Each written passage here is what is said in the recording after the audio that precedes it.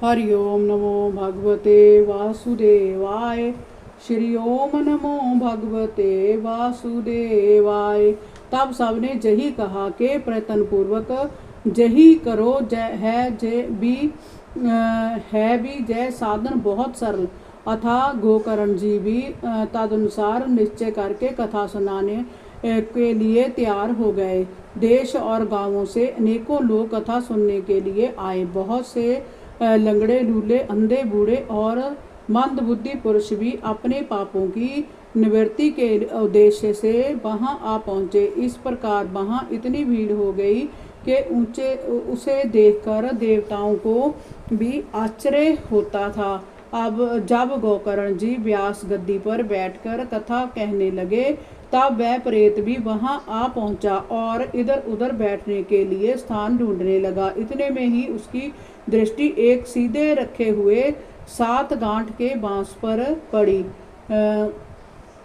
उसी के नीचे के क्षेत्र में घुसकर वह कथा सुनने के लिए बैठ गया। बाजू रूप होने के कारण वह बाहर कहीं बैठ नहीं सकता था, इसलिए बांस के में घुस गया। गोकर्ण जी ने एक वैष्णव ब्राह्मण को मुख्य श्रोता बनाया और प्रथम स्कंद से ही स्पष्ट स्वर में कथा सुनानी आरंभ कर दी। सायंकाल में जब कथा को विश्राम दिया गया, तब एक बड़ी विचित्र बात हुई। वहां सभासदों के देखते देखते उस बांस की एक गांठ तड़तड़ का शब्द करती फट गई। इसी प्रकार दूसरे दिन सायंकाल में दूसरी गांठ फटी और तीसरे दिन उसी समय तीसरी। इस प्रकार 7 दिनों में 7 गांठों को फोड़कर धुंधकारी बारों स्कंदों के सुनने से पवित्र होकर प्रेत योनि से मुक्त हो गया और दिव्य रूप धारण करके सबके सामने प्रकट हुआ। उसका मेघ के समान श्याम शरीर पीतांबर और तुलसी की मालाओं से सुशोभित था तथा सिर पर मनोहर मुकुट और कानों में कामनीय कुंडल झिलमिला रहे थे। उसने तुरंत अपने भाई गोकर्ण को प्रणाम करके कहा, भाई, तुमने कृपा करके मुझे प्रेत योनि की यातनाओं से मुक्त कर दिया है।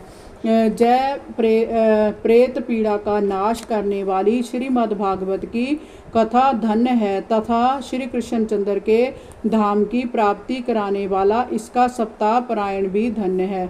जब सप्ताह श्रवण का जोग लगता है, तब सब पाप थर्रा उठते हैं कि अब जय भागवत की कथा जल्दी ही हमारा अंत कर देगी। जिस प्रकार आग गीली सूखी छोटी बड़ी सब तरह की लकड़ियों को जला डालती है, उसी प्रकार जय सप्ताह श्रवण मन वचन और कर्म द्वारा किए हुए नए पुराने छोटे बड़े सभी प्रकार के पापों को भस्म कर देता है। विद्वानों ने देवताओं की सभा में कहा है कि जो लोग इस भारतवर्ष में श्रीमद् भागवत की कथा नहीं सुनते, उनका जन्म व्यर्था ही है।